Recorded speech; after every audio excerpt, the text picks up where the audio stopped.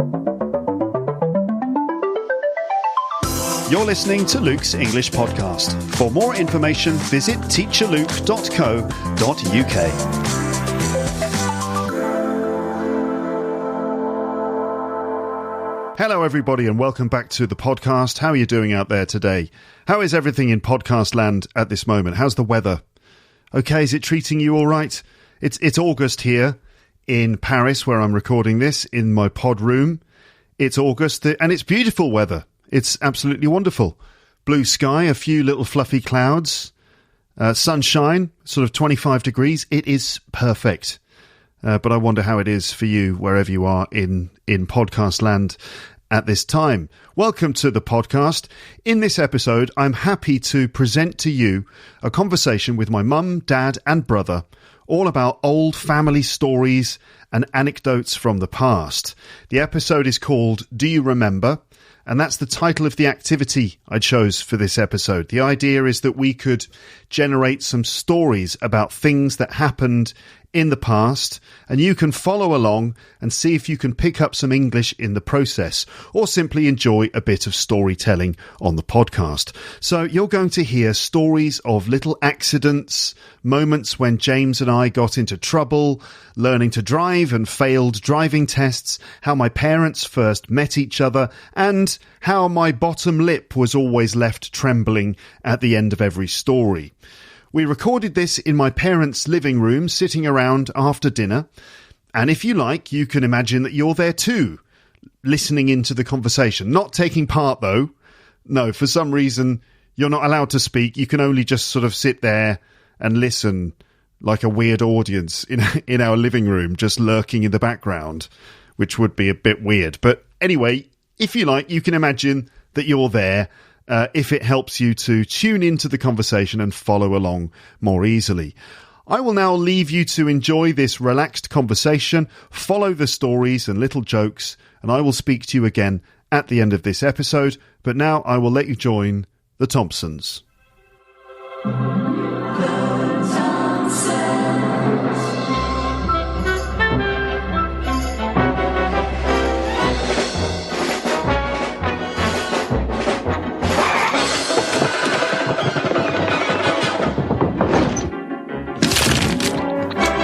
This is that situation where I ask people to give me a sound test and they whisper into the microphone like this.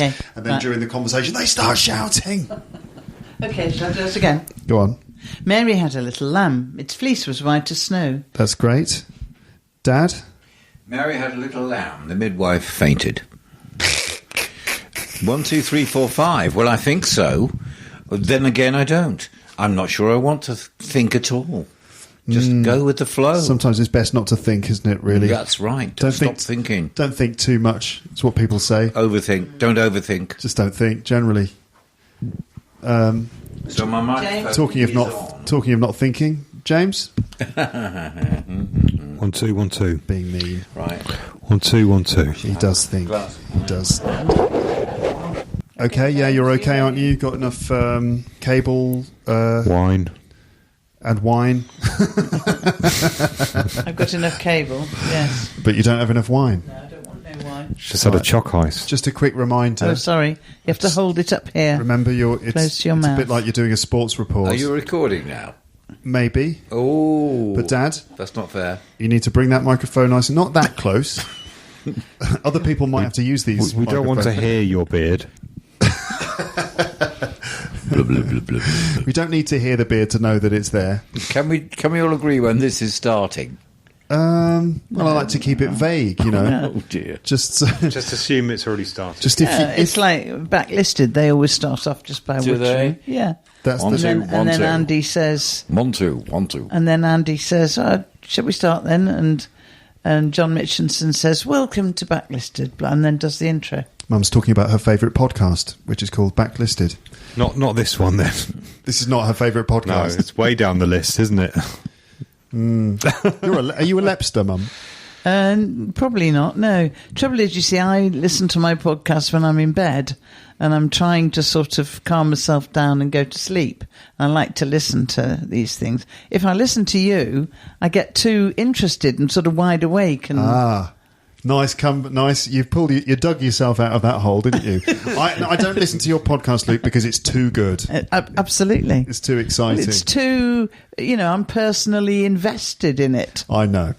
No one is. There's no expectation for you to listen to the podcast. Mm-hmm. All right. So, shall we start then? Mm-hmm. Yeah. Okay. Sitting comfortably.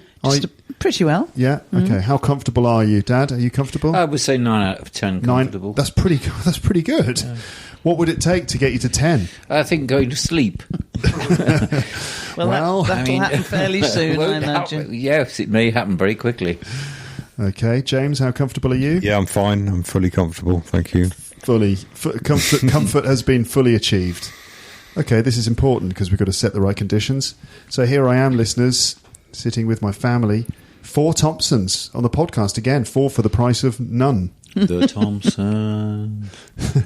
I might start with that if I can. Okay, so what we're going to do for this one, the idea is that the concept, a very loose concept which I came up with earlier, is called Do You Remember? ... Insert the rest of the question here. So I've got lots of Do You Remember questions. I'm not sure where to start, really. I could start with... okay, I should say also that I don't need to say this probably, but radio conditions, right? Mm-hmm. Which basically is a shorthand, my shorthand meaning try not to talk over each other too much. If possible, I'll nominate people to answer the questions. Okay. But talking over each other is what we do. What was that? You've got to interrupt, haven't you? Yeah. Otherwise it's too structured and dull. No, but interrupting's okay, but there's a difference between interrupting and just talking. Talking over somebody like this. Yeah, but that's all right. When you start talking, I stop. That's the point. Oh. So we just don't want 2 people talking at the same time, yes. Or 3 or 4. We understand, Luke. Okay. We're just giving you a hard time. All right, Luke, just do it. Okay, so do you remember? No. Let's see. No, you don't. You don't remember. I don't remember anything. My memory is terrible. Is it? Okay, absolutely. It's probably quite a good way to start. Who are you, by the way? I'm your son. Oh, yeah. I'm Luke from Luke's English podcast. How is your memory? You always say it's getting worse and worse, Mum. My memory is, definitely. But you've been saying that for 30 years, as far as I can remember. I don't remember us saying that. James, how's your memory? Sorry, what was the question? It's all right. It's never been great. It's okay. It's actually quite good. Every Christmas, the tradition is that in this family that we have the Christmas games. Yes. And one of those games is that we play, what is it called? Kim's Game? Yes. We don't need to explain why it's called Kim's Game, but it is called Kim's Game, and it involves having to remember a number of items on a tray. The items are revealed for a minute or 2 and then covered less up. Than that. Less than that. Yeah. And then we have to try and write them all down. Who normally wins this game? James. Not me. Well, you did win it a few times, because you had a technique at one time. Remember you explaining it to me? There is a technique, but it takes longer than the items are revealed for. Yeah. What you do if you want to remember a long list of things is create a story in your head in which all the items feature in order. So say you've got a glass of wine, a book, a table, a cup, and a thing of flowers, a vase of flowers. Mm-hmm. I've forgotten already. You remember a glass of wine, then you remember it being knocked over by a book. The book then falls onto, I don't know, you have to create a story, basically. That is that triggers all the memories, but because you make it a story, this is the theory, I've never actually made it work. It becomes more memorable than just a list, because we think as humans in terms of stories or something. Yeah. Anyway, that's just remembering like shopping lists and stuff. But anyway, do you remember? So I've got some questions, so we should probably get started. I'll start with James. James, do you remember what you had for breakfast? Yeah, scrambled eggs and tomatoes. Prepared by both mother and father, I think. No, just mother. I wasn't involved this time. Not very well, I'm afraid, because I burned the butter. Speciality scrambled egg. Scrambled egg in brown butter. So it's brown scrambled egg. Very interesting. Very trendy. We are not dispelling the myths about English food at this moment, I should say. Carry on. Okay, James has already started yawning. We're back on old territory again here. Long-term listeners will remember. the old tropes from the past. I might cut that bit out because the word tropes is difficult, isn't it? Anyway, so I'll start with you, Mum. Mum, do you remember when you met your husband? I hope you remember that moment. Yes, I do. All right, good. Next question. Did you want me to tell you how I met him? You must have heard this story before. Yeah, just give us the quick story then. What happened? How did you meet him? Well, I don't know how I actually met him. I remember when I first saw him in the newsroom, I walked in and there was this new person sitting in the corner reading a paper. And I said to the office dragon, I seem to remember saying that phrase before, to you.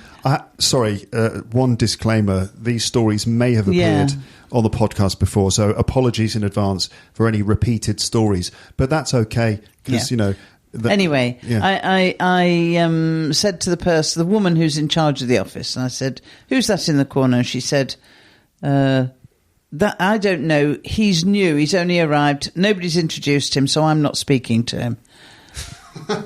Okay. And I learned later that it was Rick, but I didn't actually speak to him then, nor was I introduced to him. I can't remember when I first actually met him in the proper terms of meeting. Did you fancy him though when you saw him in the corner? Yes, you did. Fancied me rotten. No. Yeah. Well, I didn't have any feelings about him when I first saw him in the corner. But as I got to know him, I thought, he's a bit full of himself. So I wasn't terribly impressed. Mm-hmm. Okay. Why did you marry him then, for goodness sake? Well, because once I got to know him, I realised that he was... He was all right. He was better than he seemed. Okay. Thank you very much for that fantastic endorsement. Nice TripAdvisor review for Dad there. All right. So, I should probably ask Dad the same question, right? Well, yeah. I mean, I remember we worked in the BBC newsroom for a while, and yeah. I asked her out, and she wasn't interested. I asked her out again, and we went to the cinema. I went to see a film. We went to see. Paint Your Wagon, which is a musical. God, you're old. I know. and the main thing about Paint Your Wagon was it had what's his name? Clint Eastwood. No, yeah, Clint Eastwood. And Lee Marvin. And Lee Marvin was really great, and he was the guy who drove the wagon and had this voice like gravel in a tin. But what about your future wife? Was she great? She was obviously the person I wanted to spend the rest of my life with. That was the fact. And we got engaged, within a year. We knew we were right. And she's wonderful. Absolutely fantastic. One thing I find interesting is you asked Mum out a second time. Because if I was to ask a girl out and she said no, in no uncertain terms, I wouldn't ask her out again. Yeah. So it's quite lucky for us that actually happened. Because I would think, well, bloody hell, I'm not asking her again. You didn't mention that before, that you asked her out once and she said no, and then you tried again. I did. What made you... Persistence. Why did you try again? I was desperate. I mean... Desperately in love. Yes, that's right. No, I mean, she was obviously very interesting as well as being attractive, and that's the way it turned out. So basically you sort of said, would you like to go out with me? And Mum said, no, thanks. And you said later on, he was like, are you sure you wouldn't like, can I just repeat the question? And then you were like, no, all right, go on then. And the rest is history. That is right. That's kind of the way it happened, yeah. Such a romantic story, listeners. Yeah, not at all romantic. James, can I move on to... Yes. Yeah, you've got to pick up the microphone. Oui. See the fluent French there. Yeah.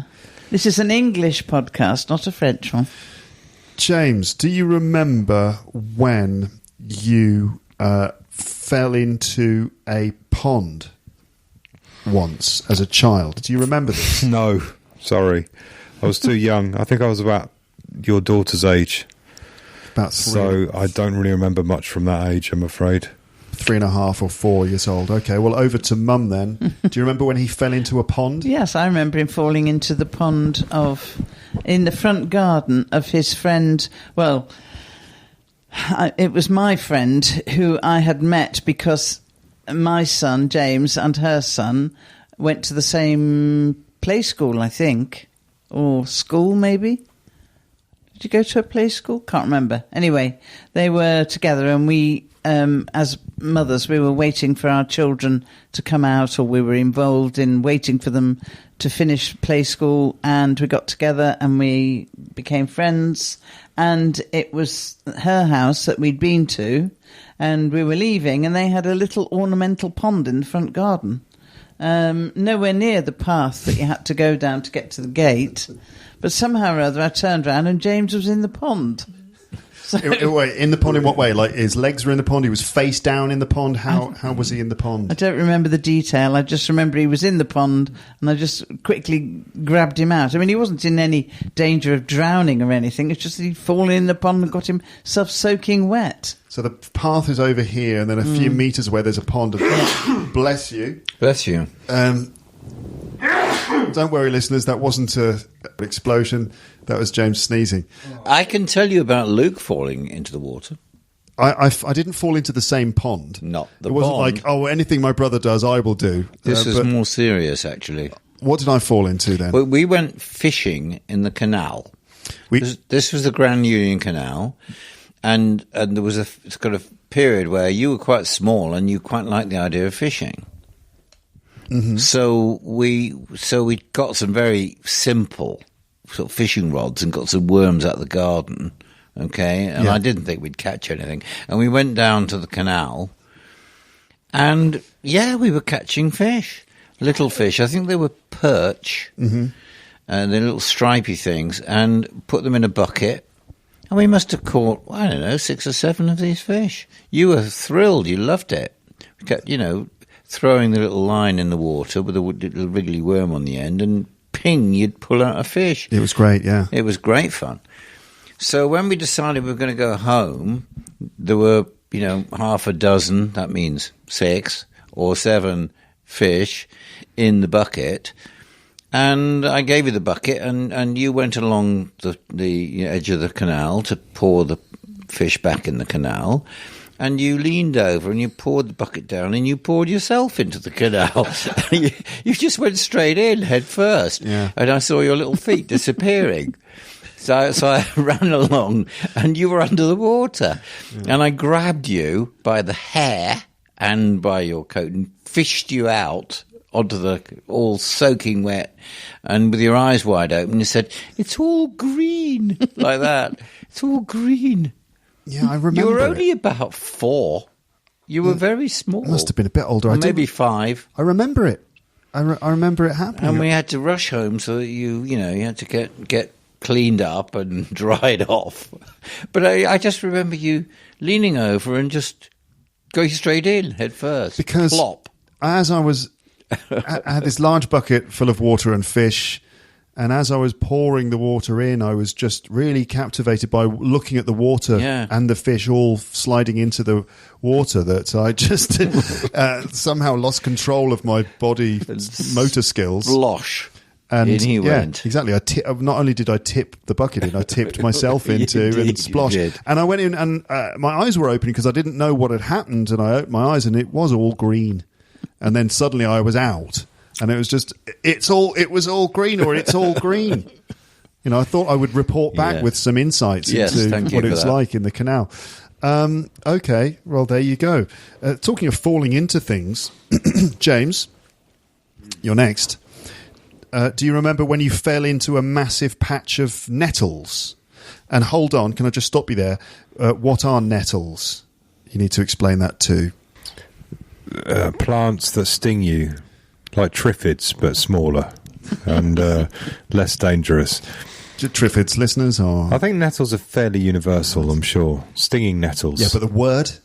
Stinging nettles. Yes. They say they're universal, but like in the same way that anything is universal, but the words will be different. That's the problem. Okay, well, they're those little plants that sting you when you fall in them. They're plants that grow wild all over the country, and they've got sort of jagged leaves, and they will sting you. And they give pretty nasty stings. If you get a few, they can be quite bad. Anyway, we were at a friend's house in a sort of a party, I think, of some sort. Garden party. And all the adults were getting drunk, basically, and all the kids were... Maybe slightly harsh, but probably true, let's face it. What, that the adults were getting drunk? Yeah, and the kids were running around the garden, and I was playing on someone's bike that it turned out didn't have any brakes. But I didn't find that out until I was plummeting towards a patch of nettles, a very large patch of nettles, and I was riding around just in my shorts with no T-shirt on. And I couldn't stop, and I crashed into the nettle patch and covered myself in nettle stings. And I think I was put into the bath with some TCP in it. You were. Which probably hurt like hell, even more than... You were antiseptic. You were unlucky that happened to you, but you were lucky to the extent that the person who was giving the party was a nurse. Well, there we go. And she knew exactly what to do. So I was covered in stings, and it hurt like hell. And it must have been really horrible. It must have been. I don't remember it too well, to be honest, but I remember the being put in the bath thing and being in tears, probably, or being upset. But I survived. Normally, you get stung by one nettle. For example, you're reaching your hand into a bush to get the football that you've just kicked in there or something, and a nettle that you don't see just lightly touches your arm, and ow, and then you end up with like quite a nasty little rash on your arm, which can hurt for quite a while. But if you go into an entire patch without any top on and just a pair of shorts, you're going to get stung all over. I was pretty covered, I think. Oh dear. Horrible. I was nasty. I was really small at the time. I do remember a kerfuffle. That's all I remember, a kerfuffle involving James and crying and stuff. And I was just like, what's going on? Anyway, memories, precious memories. Where would that have been? Somewhere in It was the south somewhere of England? in London. Was it? I can't remember exactly where. Where did they live? Or Wandsworth? was it outside London by that point? I know they used to live in Clapham. Not Clapham. All right, so that part of the world that I live in now, really. Yes. Yeah, London suburb. Wandsworth But I isn't too far away either. I think they'd moved away by that time into a more suburban area, and they had a large garden. Yeah, hence it doesn't the sound nettles. that London-y. Yeah. No one in No. London has It was a a garden big that garden. big. It was a big garden, and every year they used to hold a barbecue party, and that's what it was. Because he was Australian. And so you had to have a barbecue. Aussies and you know, barbecues a like barbecue. religion. They were As they both say. Australian. Yeah, they both were. Are they still Australian? They're still Australian. One of them is. Okay. Mum, Yes. I think it's your turn. I don't know. I think we're going in vague order here. Mum, do you remember, he says, pointing. Sorry, I didn't mean to point so like your aggressively. daughter. She points like that. She points like that. Yeah. I felt like I pointed like Jeremy Paxman in your face. I don't know. Anyway, go on. I fairly aggressively pointed in your Yeah. face there. But I Yeah. didn't mean to be so aggressive. I'm sorry. So, do you remember when you learned to ride a bike?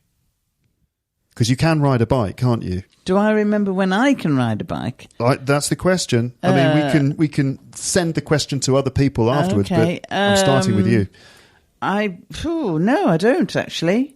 Don't remember when I learned to ride a bike. What I do remember is teaching James how to ride a bike, which is one of my very strong memories. Tell us the story. Thank you. It's when we lived in Ealing, and we used to go to North Ealing Park, and he went along on his bike, and you used to have what they called... What did they call Stabilisers. Stabiliser wheels. Describe. Well, they're a little set of wheels on either side of the main front wheel of a bicycle. No, back wheel. Back wheels. Back wheel, sorry. And that would, if you were wobbling, the little wheels would take up the wobble, so you wouldn't fall over. It was a bit like having four wheels, only it's two big wheels and two little wheels. Yeah, on your back wheel, attached to it. I mean, everyone, again, James is going to butt in and say, I think it's universal. But, yeah, you've got your back wheel, you've got 2 extra little wheels that are attached to the back, and they stop the bike falling over. Anyway, and he'd got to the point where he wanted to take the stabilisers off, which we did, and he was learning how to ride. Yeah. And I used to run along behind, and I used to do it on the grass in the park, so that if he did fall off, it wouldn't be too dangerous. And I used to run along behind him holding the saddle so that I could keep him stable when he was riding along. And then on one very, very memorable occasion, I was running behind him holding the saddle, and I just let it go, and he carried on riding. Into the sunset. And I remember it so well. It was such a lovely feeling, seeing him riding off all confident. And that's fantastic. Yeah. How lovely. Yeah. You know what? I think, James, that you might have sort of taught me to ride a bike. Really? I don't mean to suggest that Mum and Dad weren't, that probably, you know, that you didn't do things too. But I remember one particular afternoon, it was probably a Saturday, and we were riding around in the back garden, and basically I was just trying to ride after you. Would this have been in Ealing? Yes, this was in Ealing, which is pretty small garden. It's sort of in West London, a very small garden. But we were riding around in circles, and I remember distinctly it was the first time I managed to keep riding for any length of time with no stabilisers on. And it was because I was showing you, encouraging you. Yeah, and I was trying to follow you. Yeah, I think that's probably quite right, because I think James taught you how to do several things, actually. There's probably a few things that he's taught me how to do, but we shouldn't mention all of them on the podcast. He did actually. No, this is all right. It's not that bad. It's okay. I think I remember once being given some older brother advice. I was about to go to, I guess it was primary school. It's proper school, not just nursery school, but proper school. And maybe this is too much information, I can cut it. But we were little kids, obviously. I would have been about 5, just, you know, probably it was summer holidays, and that September I was going to start, like, you know, proper school. And we were doing wee-wee in the toilet. Okay, you know what kids are like, sometimes they do it together. Anyway, and you said and I was weeing with at the time I would pee standing up, but I would pull my trousers or shorts down all the way to my ankle. Known as a little boy wee. Yeah. Trousers or shorts were all the way down to my ankles, and doing a pee-pee like that. And you said to me, "Oh, you better not do that at school." Did I? Yeah, you did. You gave me a tip. You're like, just a little tip from your older brother, who was about 6.5 at the time. Just a little tip. You better not do that at school. They'll make fun of you. And then you showed me how to do it without my trousers around my ankles. And I was like, oh, all right, thanks, James. Yeah, you don't look a complete dweeb. Yeah, so luckily I escaped, being picked on or made fun of. Funny, I don't remember that at all, but that's quite good. I'm glad I could help. I was able to pee. Some people now are thinking, I don't know who, girls maybe, might be thinking, but how do men pee? How do they do that? You kind of do it without... I'm not going to go into the full details, but you can sort of do it without pulling all your pants and trousers down. I think we know. I think we've seen enough men doing it. Yeah, there's a zip on the front of your trousers, you know. And a hole in your knickers.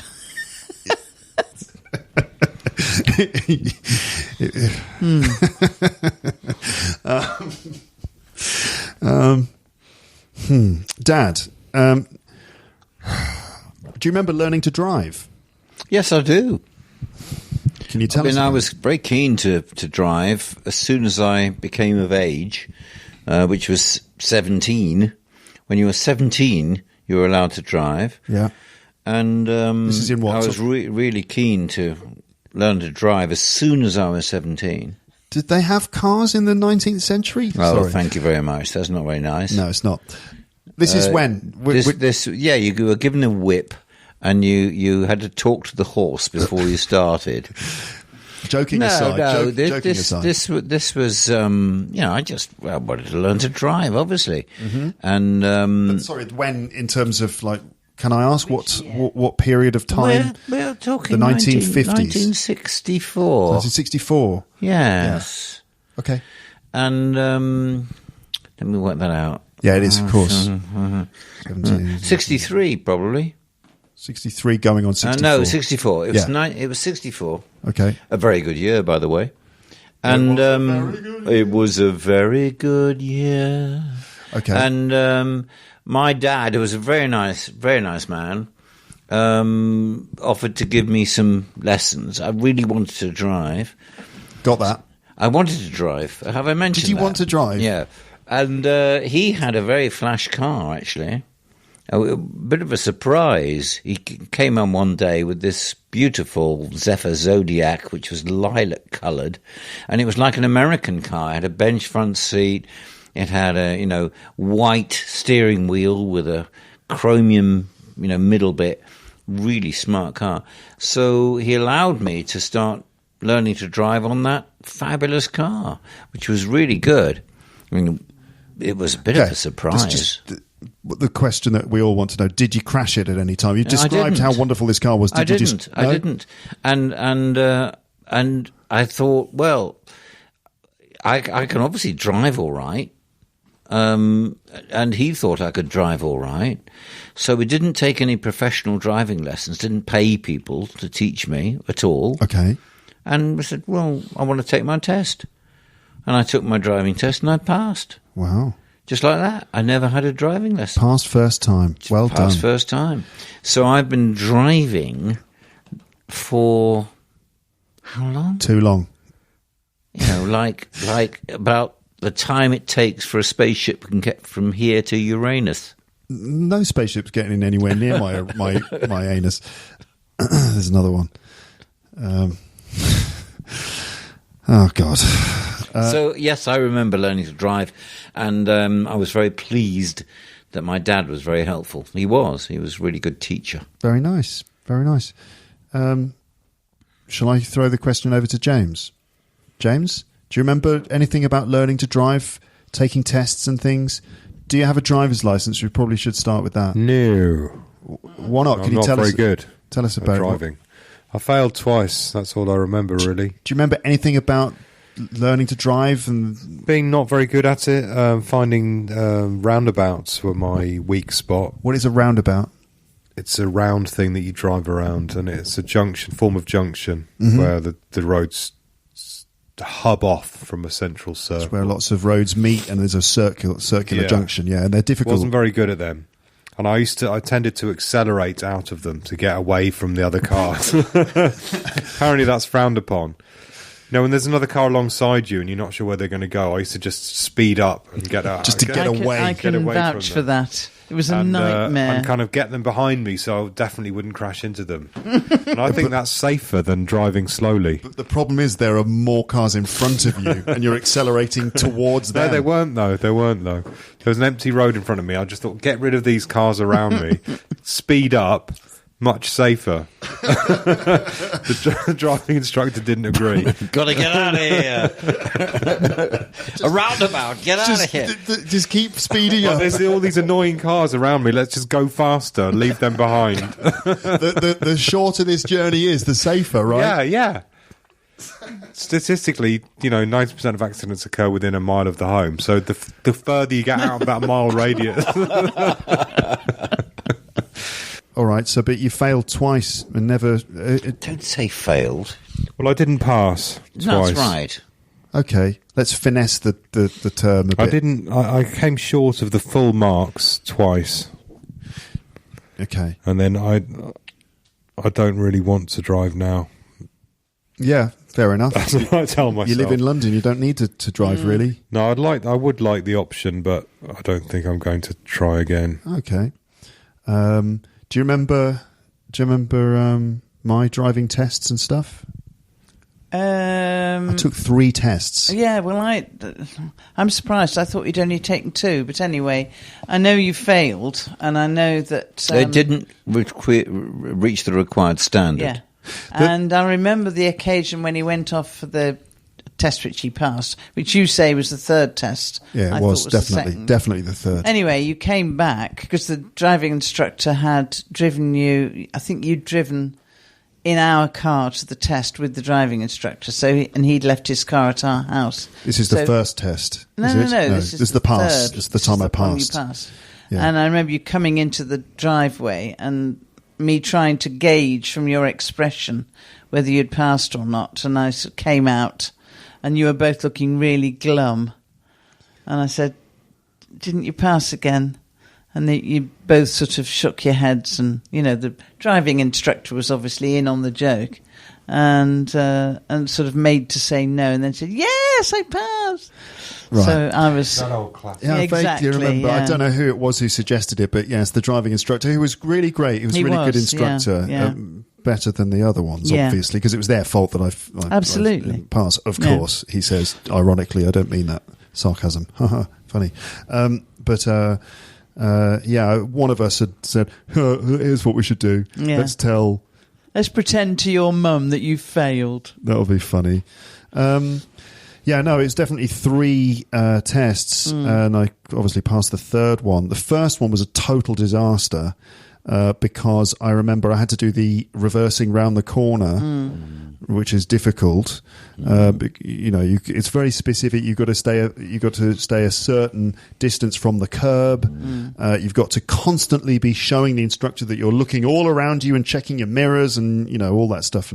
And I screwed it up so much that I turned too much to the point where the wheel of the car was jammed against the curb. So I'd kind of gone all the way around through 90 degrees into something like 120 degrees, and I was diagonally jamming up against the curb, and then I had to kind of go forwards, backwards in order to get the car lined up properly. And by this point, I think I may have even glanced over at the instructor, and he sort of gave me a look of like, you might as well just give up. It doesn't matter what you do next, because you've. I think I drived. I think I drove isn't. I'm an English teacher. I think I drove pretty well for the rest of the test. Comfortably, calmly, like a chauffeur. But that one mistake that I made at the beginning cost me the whole test. The second one, I'm sure the guy had something against me, because I don't think I did anything wrong. Everything was fine, and he just gave me lots of little minor criticism. If you get a number of minor points, enough minor points, then you fail. You don't even need to do anything major wrong. It was just like, no, you sort of, I don't like the way I don't like your haircut. So, they didn't like the way you knocked into that woman with a pram on the crossing. They say they have a quota. Yeah. I'll just say that much. What's that mean? People they're supposed to pass in a week or a month. Oh, really? They're not supposed to exceed their quota of pass. You're not supposed to. It could be rubbish, actually, but just tell yourself that. It might make you feel better. Okay, all right. Interesting stories. Don't you agree, listeners? Fascinating stuff.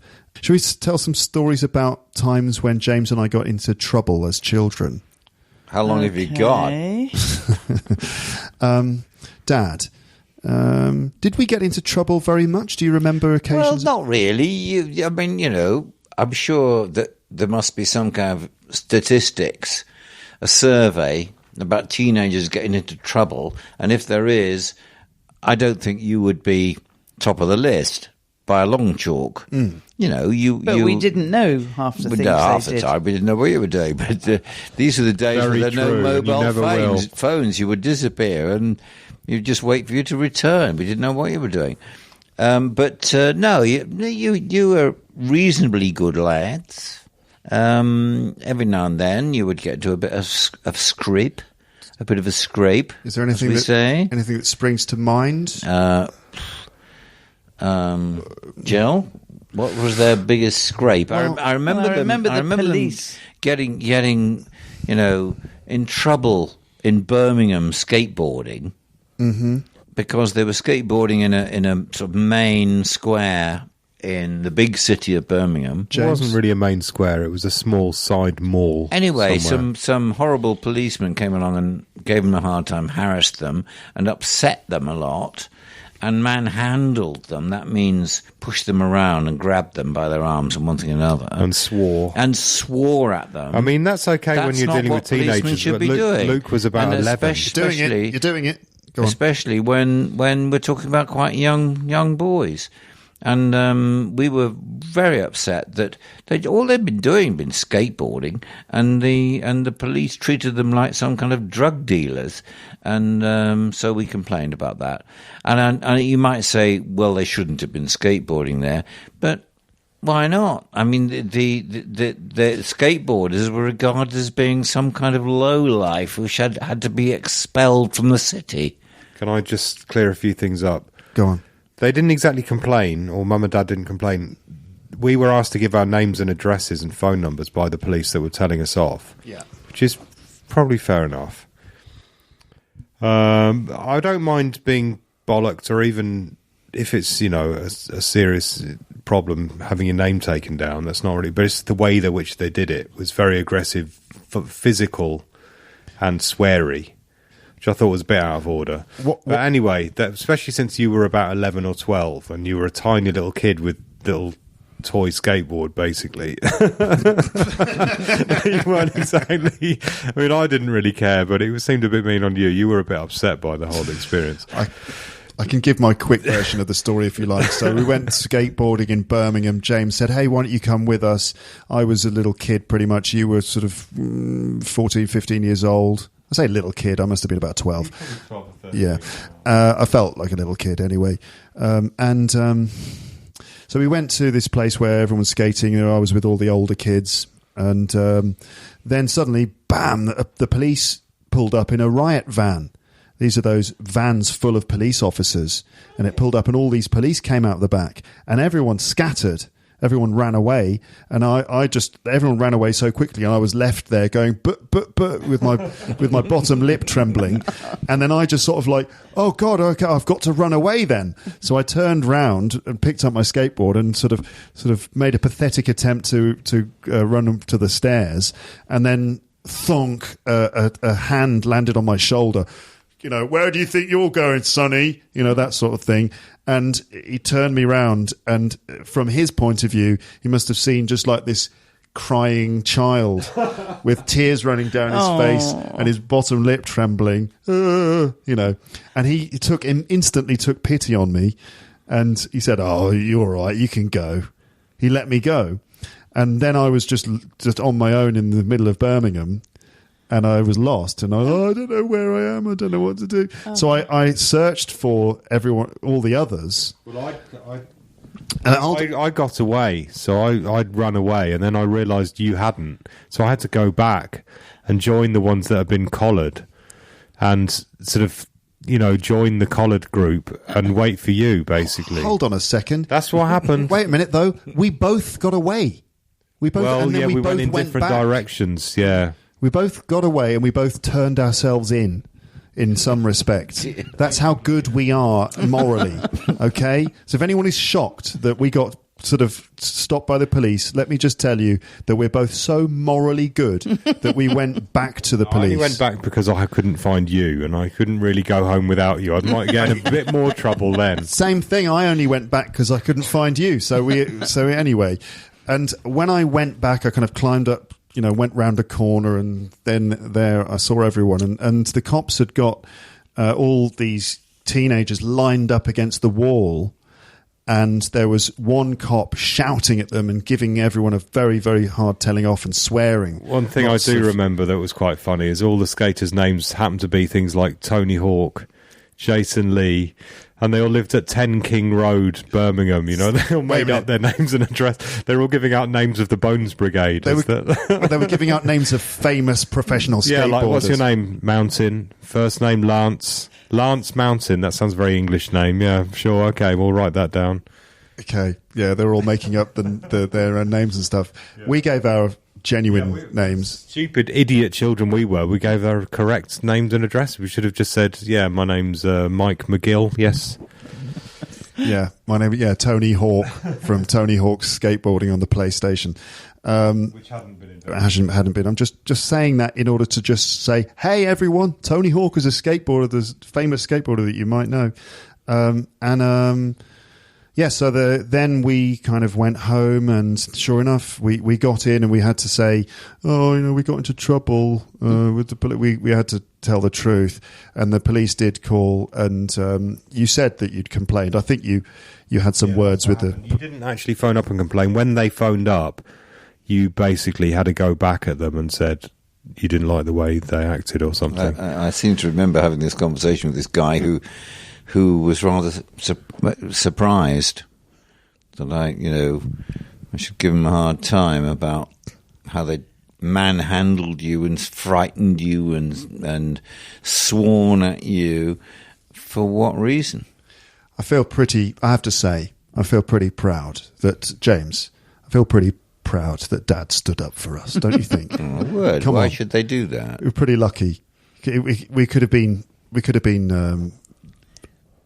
beaten and sent to bed with no dinner or something. But instead, Dad was like, I think that the way that you treated these young people was unacceptable. I don't know what the words were. Too harsh. It was too harsh. And I think it was typically the West Midlands police who have a bad reputation. Okay, any other occasions when we got into trouble? James, you said earlier that there was an occasion when we were children. We must have been about 7, 8 or 9 years old or something, and we got into trouble with a neighbour that we didn't really know because we were throwing berries at his garage door. Yeah, we were out playing in the streets of London, of Ealing, the suburban Ealing. So we were out playing, and we used to do that, ride around on our bikes and our skateboards and stuff. And it was obviously late summer, and there were berries in this certain tree that would make these very small, very purple berries that would fall to the floor, and they were overripe, so they were very squashy, and they left a really sort of staining kind of purple ink almost. Yeah. And we found out if you threw them against a white garage door, they made a really good splat. And so we did that for about half an hour until the guy came home, whose garage it was, and shouted at us for throwing berries all over his garage door. What did the garage door look like? Well, it looked like white garage door covered in purple splatters. It was art. Urban and we art. Just stared at him. You know the way kids do, that when they're too young to really understand and they don't really respond, they just stare at you blankly while they're being shouted at. And we just did that until he got tired, and then we walked home. I remember this happening, but I also remember feeling a bit, oh God, I didn't realise like someone owned this thing. It's just thought it was just there. Yes. It's just like, this is just all this stuff's just everywhere. I didn't know someone cared about it or owned it or anything. Yeah, I remember the satisfying way that these berries went splat when they hit the white garage door, and we were like, "This is great." We were trying to get the perfect splat, and throwing all the berries again and again. And the guy was so annoyed, understandably. I mean, I'd be really annoyed. But if I just couldn't, it didn't really compute in my brain that we'd done anything wrong. Just like, I felt bad. Definitely felt bad. I can't visualise where this would have been. If you came after the house and took a right up to the top of the road, and then took a left about 50 yards down from there over the road. Yeah, there was a section, almost like a little driveway with some garages, and we used to play football there. We used to kind of kick around there. I basically. vaguely remember. And these garage doors were there, and there must have been a tree nearby, and we were just like splat. So they weren't garages attached to a house. They were one of those separate. Yeah, I know. A separate set of garages that you get made of that kind of lovely 60s concrete stuff. Mm-hmm. Okay, well, I remember also once we were playing in the snow. It had snowed, and we were outside in the street in front of our house playing around in the snow, throwing snowballs, and a car drove past slowly, and I impulsively threw a snowball at the car. I don't know why I did it, but I chucked a snowball at this car as it was passing, and it went thonk on the side of the door. and the woman stopped and rolled down the window and said something nasty to me, and I was a bit upset. So you threw a snowball in her face. Ha ha ha! I didn't actually. I just kind of the bottom lip probably trembled a little bit again. Oh God! Well, I was younger. It was trembling, wasn't it? That lip. In those two scenarios. In those two scenarios, yeah. It wasn't constantly trembling. It wasn't just like, there's... I can't think of things. Okay. Mum, do you remember when I was about 4 years old? And again, I'm giving the impression that we were bad kids, but we totally weren't in general.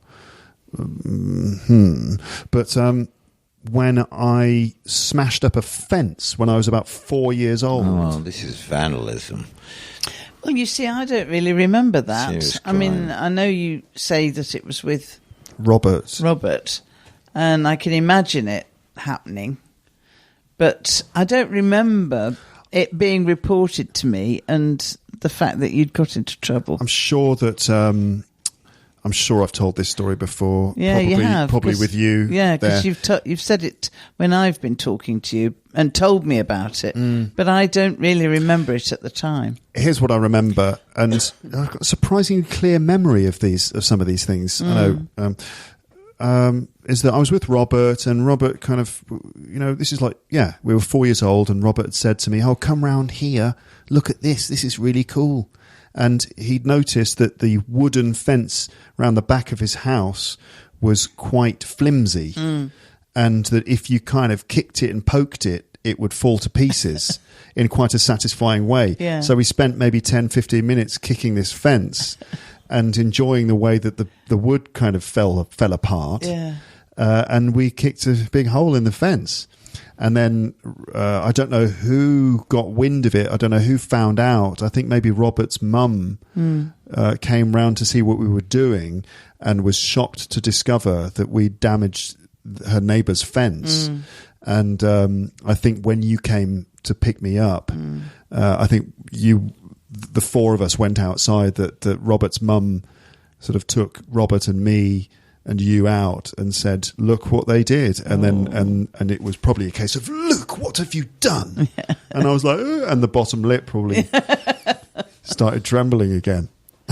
Yeah, I know you and Robert often used to get up to Mischief. I mean, I can remember you emptying all the compost out of a flower container that we had in the garden.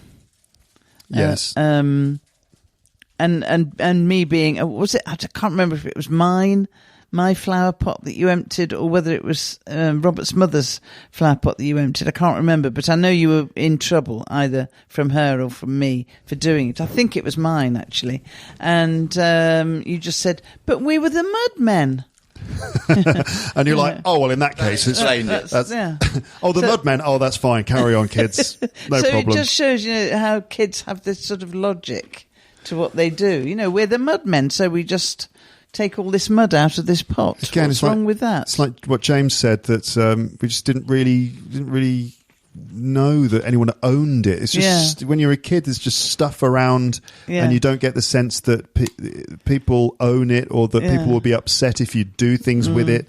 It's just the stuff that's around you, because you just get caught up in playing your own games and in your own little world, and you just, we're the mud men, so we'll play with this mud. I blame Robert. I mean, I'm just willing to get to relinquish all responsibility and just say it's entirely his fault. But I do remember that I would pretty much follow him around and just kind of get him he was the leader. And I'm not saying that to diminish my responsibility, honestly, but I think that was kind of the way it went. Yes. But I also remember once with Robert, we were in the back garden and we found trowels. Yeah. Trowels, listeners, are like little things that you use to dig in the garden.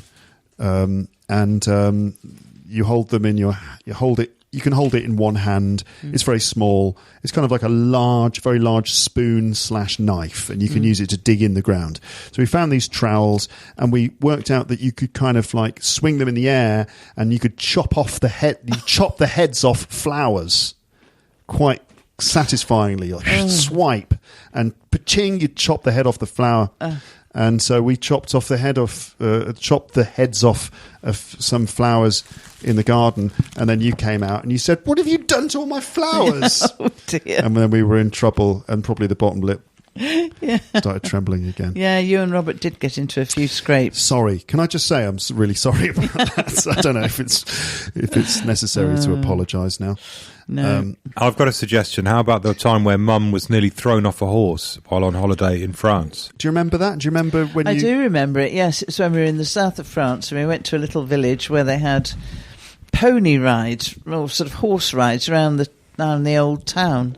And I decided I wanted to have a ride on one of these horses, which seems a strange thing to do, really, but I always liked horses, and I suppose that's why. Anyway, got on this horse, and everything was fine, riding down all these little lanes and everything, and I was wearing a big sun hat, and it was red, I think. It was red, and it had a big brim. And for some reason, I think it must have been itching my head or something. I decided I wanted to take it off. So I lifted my hand up to take this hat off. And obviously, whatever the action was that I did with this hat, it must have frightened the horse. The horse must have glimpsed it out of the corner of its eye. And it's really, because horses are strange. They get spooked by all sorts of weird things. Anyway, it obviously spooked it, and it just started to rear and buck and try and get rid of me. And I just remember trying to cling on as much as possible, and just sort of sliding off the back of the horse as it reared. That's my memory of it. I was watching this, and this horse reared up like in those cowboy films where the hero is on a horse that rears up. That means rearing up means standing on its back legs and waving its front legs, and he's holding his hat in one hand.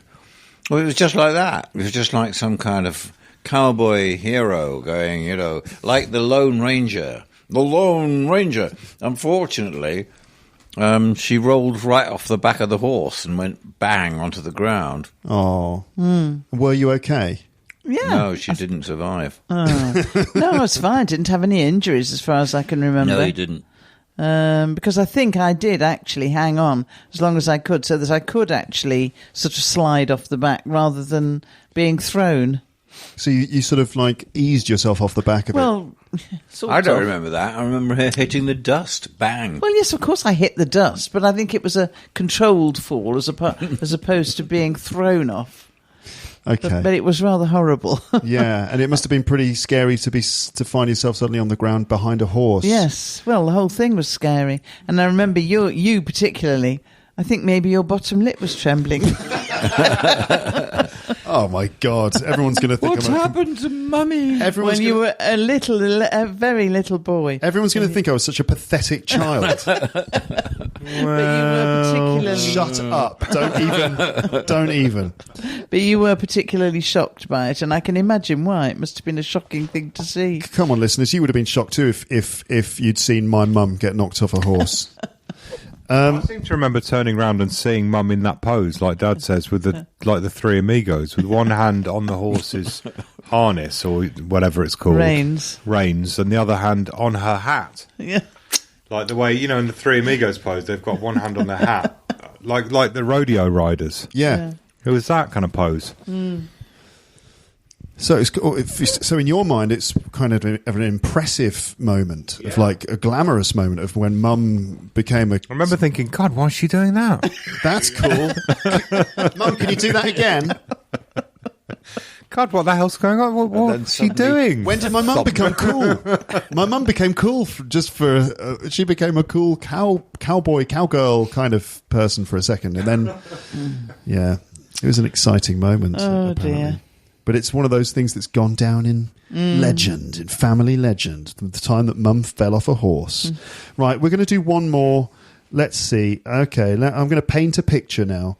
Imagine a family holiday with the four of us in a very remote part of northwest Scotland. Oh, yes. We Mum, you always would plan family holidays in the most remote places possible. So let's go on holiday from the human race. let's just where are there no people? We're going there. And it was the northwest coast of Scotland. Absolutely beautiful place. An amazing choice. You found this incredible place. This kind of wooden chalet kind of wooden thing. house right on the edge of a loch. Actually a fjord, really. It was just sort of connected to the Atlantic Ocean, and there were rocks and then water and big windows on the front of this house. I remember us seeing all sorts of amazing bits of nature out there. It was really remote and wild and just incredible. But so the question is, do you remember when we went swimming in the water? And listeners, this is the North Atlantic Ocean, basically, off the northwest coast of Scotland. This is cold.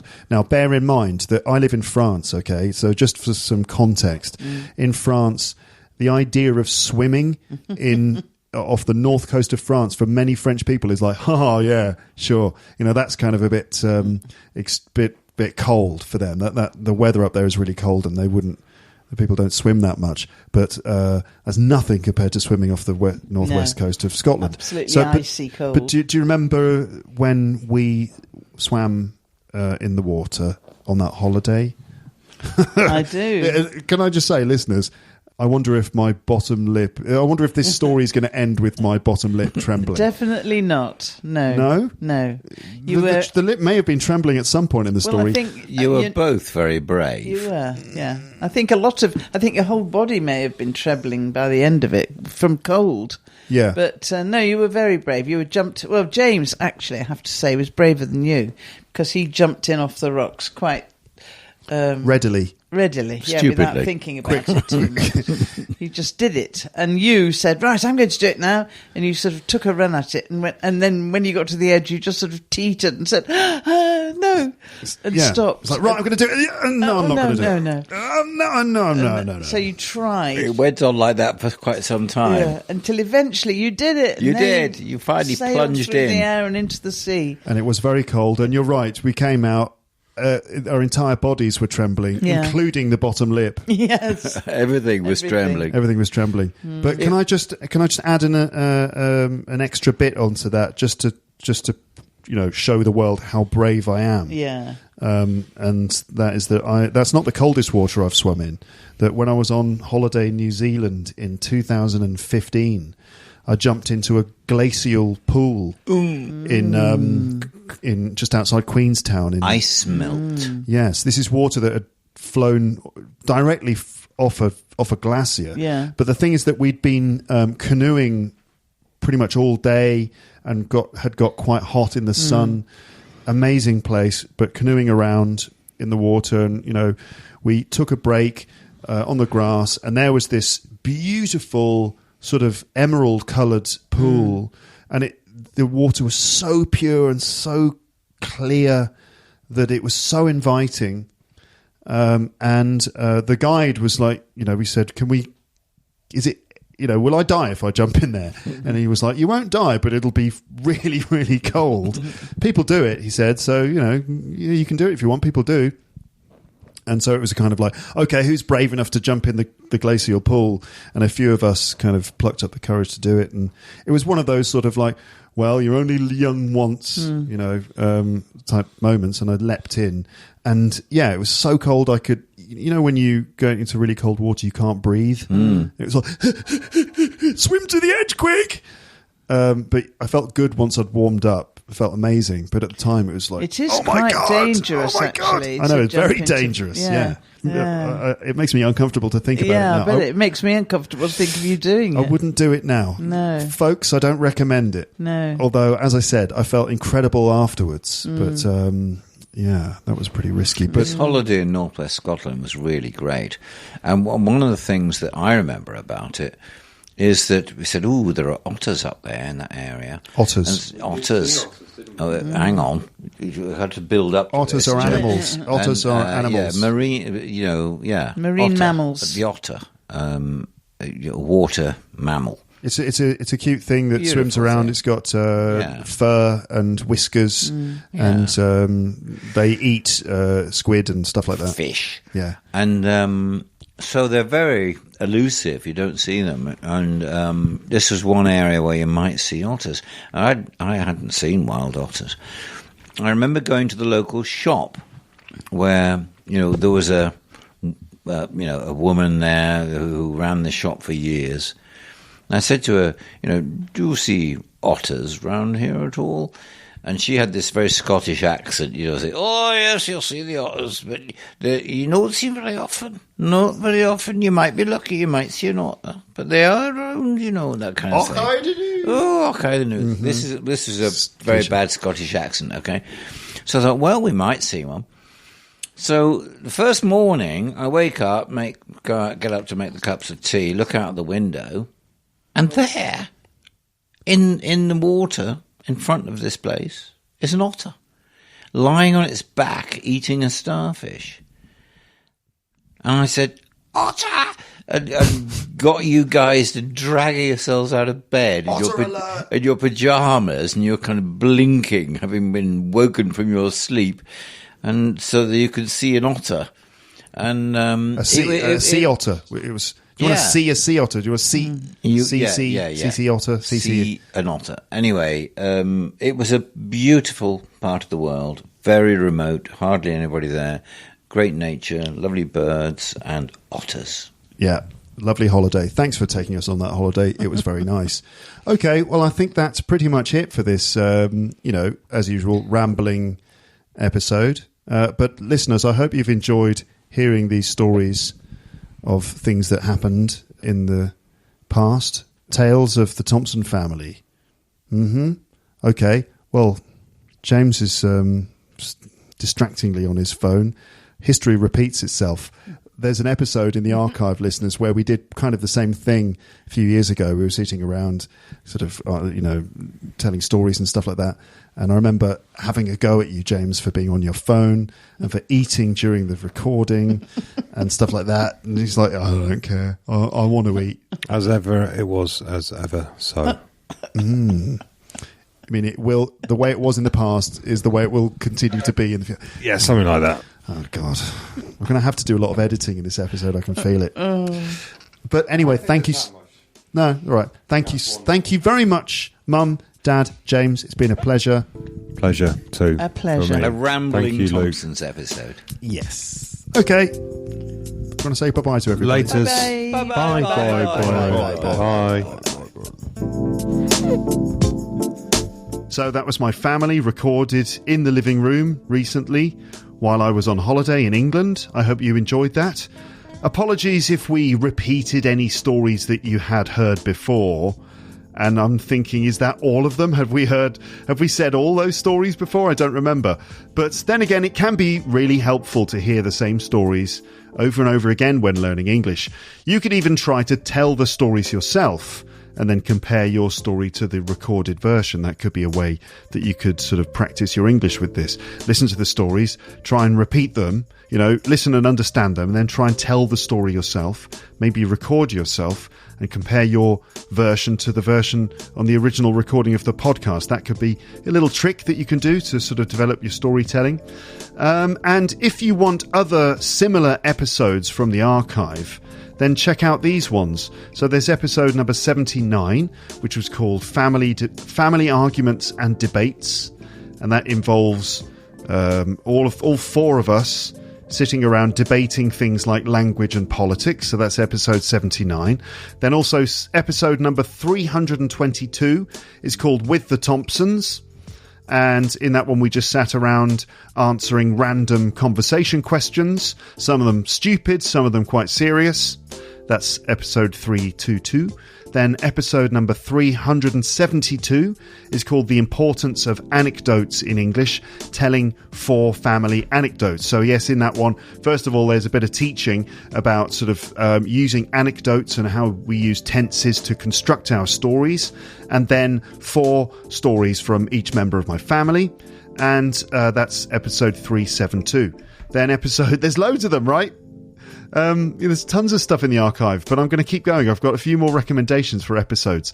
Episode number 413 is called With the Family 1, and that was recorded at Christmas, and we were talking about cooking Christmas dinner and how my mum and how my uncle cooked their Christmas dinners.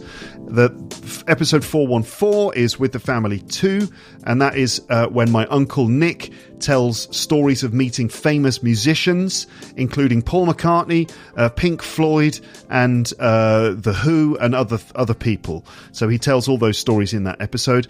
Episode 415 is With the Family 3, and that is when the rest of us sit around and tell stories of meeting famous people and what happened. Episode number 542 is called Talking Rubbish and Having Fun with the Thompsons.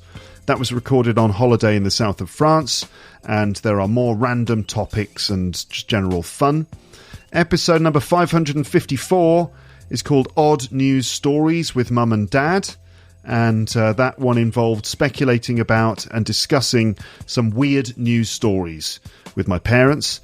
Episode 605 is called Unexpected Road Trip, and that's the story of a road trip that went horribly wrong with James as my co-pilot, and we recorded the whole thing on the road, documenting the various things that were going wrong, and we spent the whole day basically travelling in various ways around the southwest of England.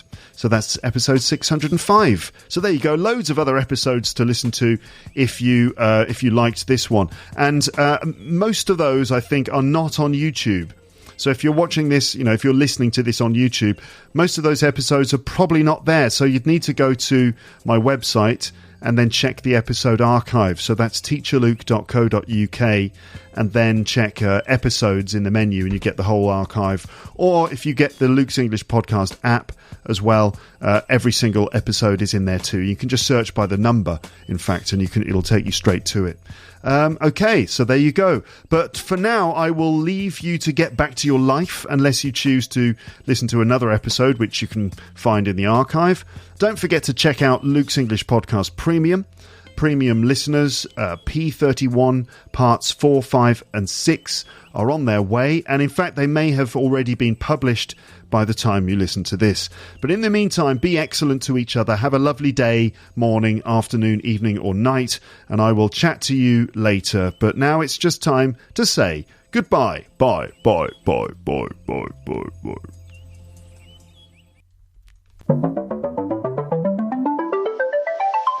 Thanks for listening to Luke's English Podcast. For more information, visit teacherluke.co.uk.